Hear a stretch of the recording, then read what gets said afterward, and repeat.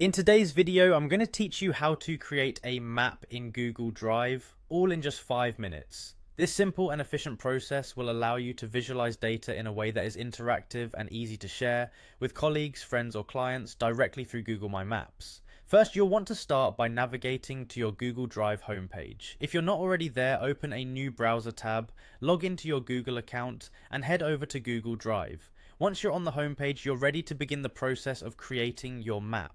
The next step is to locate the New button. You'll find this icon represented by a plus sign in the upper left corner of the page. Clicking on New will present you with a drop-down menu offering a variety of file options you can create, ranging from documents to spreadsheets.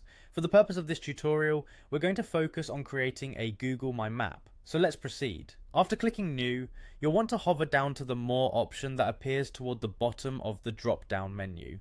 This section contains some of the less commonly used file creation tools, including the one we need for map making. It's easy to overlook since it doesn't initially appear in the main choices, so ensure you scroll down and select More to expand your options.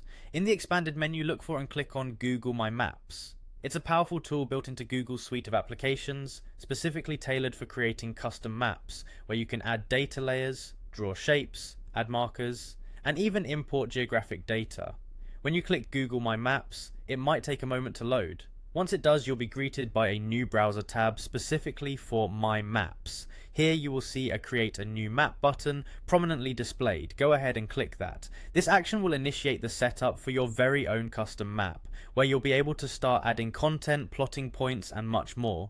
It's worth noting that Google My Maps offers various tools and features that you can explore to make your map truly informative and engaging. You can add layers to organize different types of information, draw roads or boundaries, and even embed text or photos to enrich your map with contextual information.